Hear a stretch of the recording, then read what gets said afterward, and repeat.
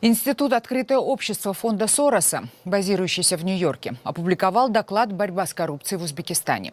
На 48 страницах детально описываются коррупционные схемы, использующиеся узбекскими чиновниками, схемы отмыва денег и роль правоохранительных органов, которые, как утверждают исследователи фонда, зачастую выступают пособниками коррупционеров.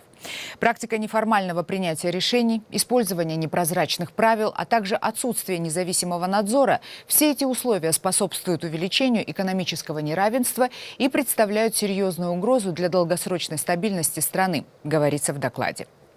О том, почему многочисленные заявления и кампании по борьбе с коррупцией, уже много лет объявляемые властями Узбекистана, не приносят результата, об этом журналист Шахида Якуб побеседовала с экспертом по расследованиям коррупционных скандалов Петром Залмаевым.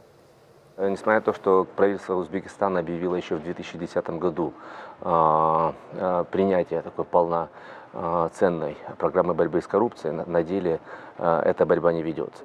Элита продолжает обогащаться за счет различных коррупционных схем, которые имеют место по закупкам импорта, то есть закупкам всего продовольствия, а это много ни мало 11% от ВВП. Это многомиллиардная сумма, которая, в принципе, питает все эти элитные круги, в то время как народ продолжает жить, как и жил, за счет гастарбайтеров, которые вынуждены ехать искать лучшей жизни в России. И в Узбекистане, на мой взгляд, и на взгляд многих международных организаций, это просто самая удручающая обстановка. Но тот же даже Казахстан, где экономическая ситуация, наверное, наиболее благоприятная в регионе, тоже страна, в которой очень много проблем с коррупцией. Экономика в Казахстане намного больше, нефтяных скважин в Казахстане больше, поэтому и элита как бы сильнее. Поэтому по некоторым оценкам сумма вывезенных активов и денежных средств из Казахстана составляет 130 миллиардов долларов, и причем это по самым скромным оценкам. Куда деваются эти деньги? В какие страны они вкладываются?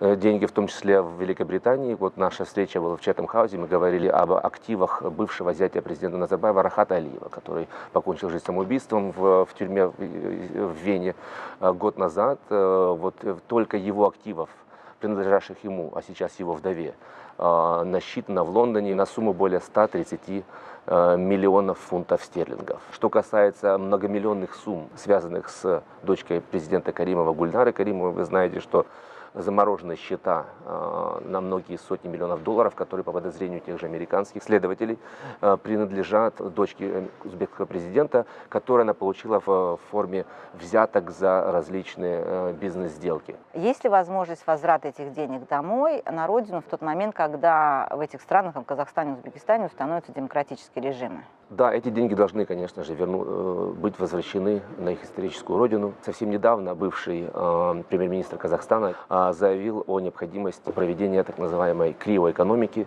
то есть призвав западные державы к замораживанию счетов и активов клептократов с их последующей репатриацией на родину. Об этом заявляют и казахстанские оппозиционеры, и узбекистанские, и из других стран региона, о том, что эти деньги должны быть заморожены, и в результате, когда в этих странах восстановится верховенство закона, будут восстановлены институции, будут свободные СМИ, парламенты, когда для этого созреет обстановка, эти деньги будут и должны быть возвращены своему исконному владельцу, народу Казахстана, народу Узбекистана.